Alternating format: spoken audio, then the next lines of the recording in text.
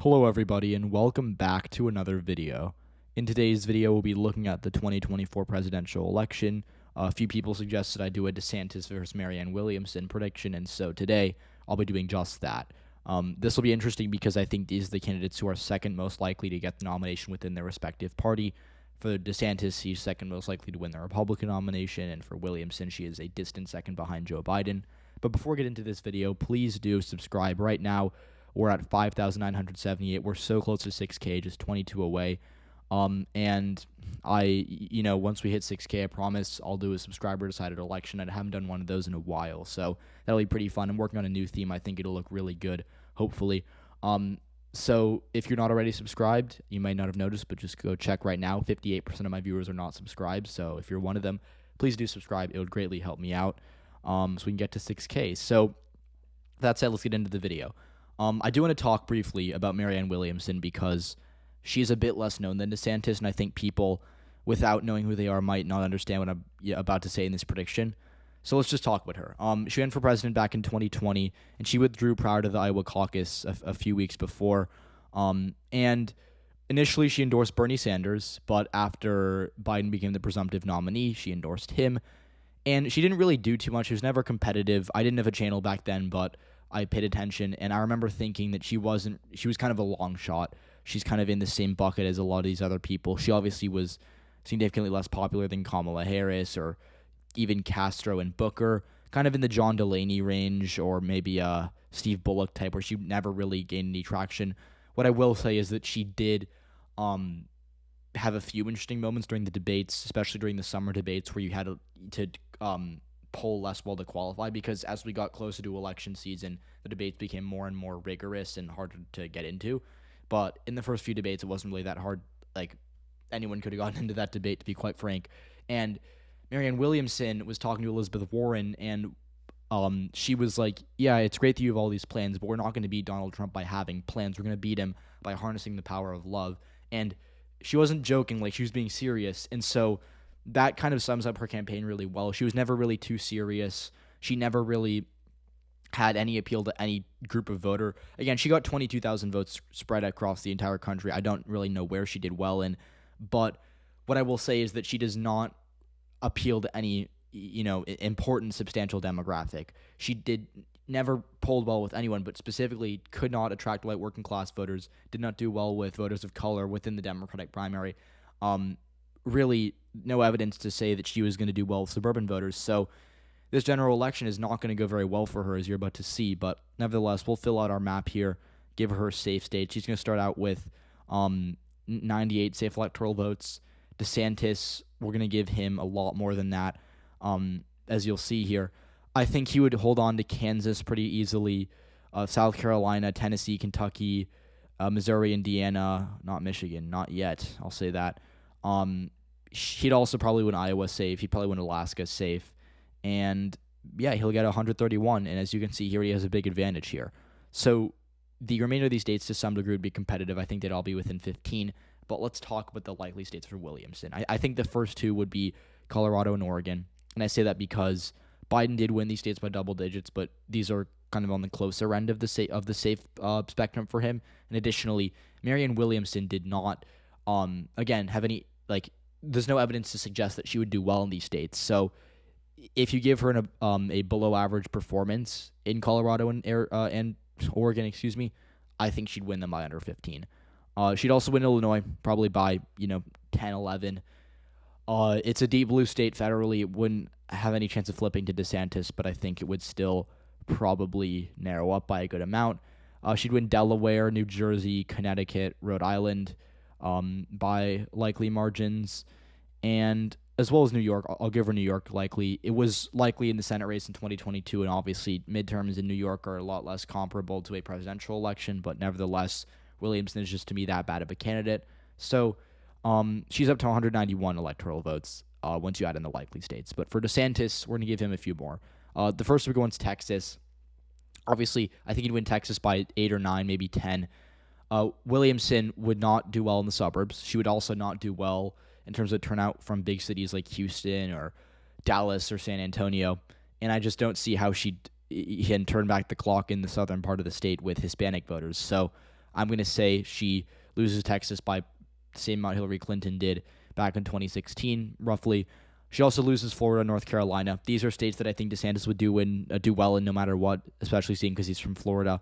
But Williamson would just really struggle with turnout, I think, in all these states where Democrats are really reliant on getting good numbers from Black and Hispanic voters. And if she couldn't do that, she wouldn't even be able to get past square one.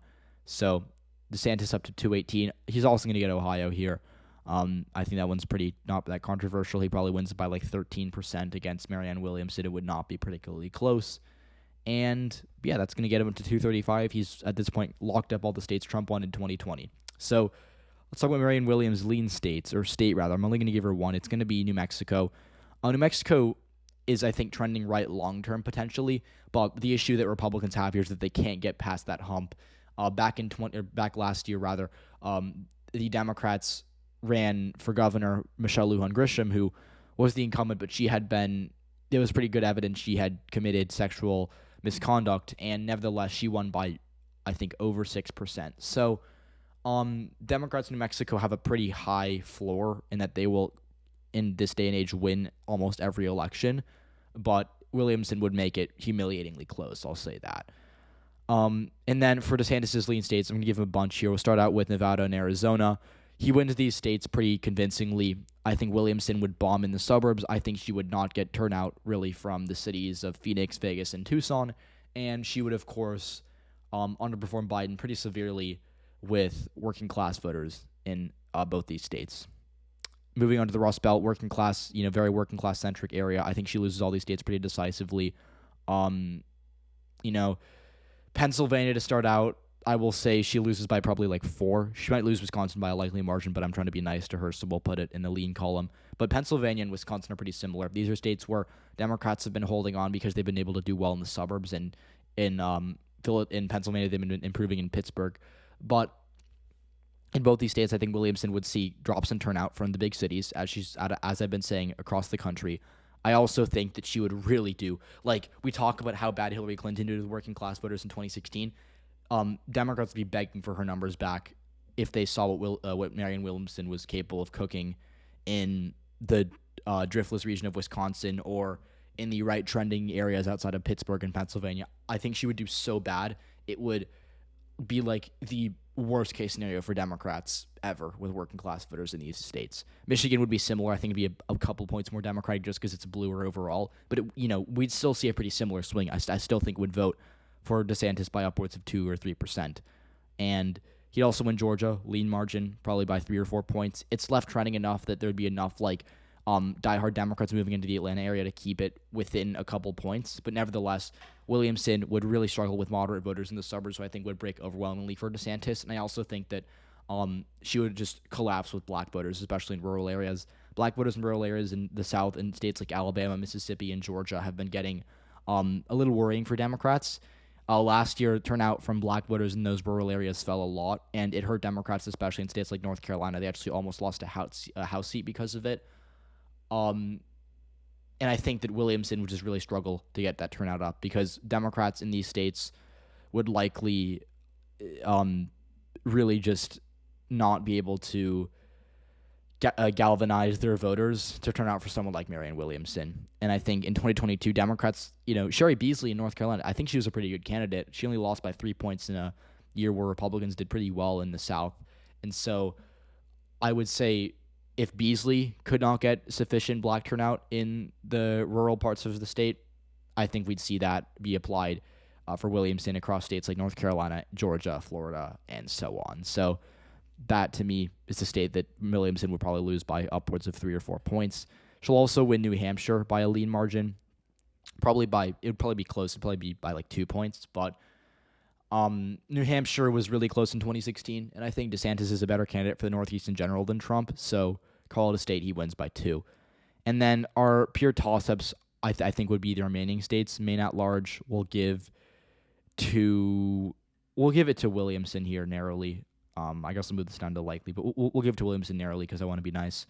We'll also let her hold on to Virginia because it's left trending and because it's a state that Hillary Clinton won by 5 in 2016. And if Clinton won it by 5 8 years ago and it's left trending, I don't think Williamson would lose it. But we'll give DeSantis Minnesota. And that's going to be really embarrassing for Williamson because Minnesota hasn't gone red since 1972 presidentially. But nevertheless, I think she would really bomb with working class voters in the Iron Range. I think she would collapse with turnout in the city of Minneapolis. And kind of the same thing I've been saying all video. She would not have any appeal to any specific demographic to make up for her weaknesses, and thus would lose a lot of these states that have historically been Democratic. I'll also give DeSantis Nebraska second, but we'll give it lean because it's ancestrally Republican. I think DeSantis would do better in the district than Trump would by a lot. So call it lean Republican. But that's the map. I think it would be a blowout for Democrats. She'd do significantly worse than Hillary Clinton in 2016, and she would be the worst performing presidential Democrat since Mike Dukakis in 1988. And so that would be a really bad performance for her, no doubt about it. But the good news for Democrats is that this is like a 0.1% chance of happening. So, yeah, but again, thanks for the suggestion. I forgot who commented it, but I saw, I think 2 or 3 comments asked me to do a Marianne Williamson video, and I thought, why not? So, again, please subscribe if you're not already. Would really help me out. Please let me know what you want to see next. Always in need of video ideas, and hopefully I'll be able to do it. So, thank you so much, and I'll hopefully see you in the next video.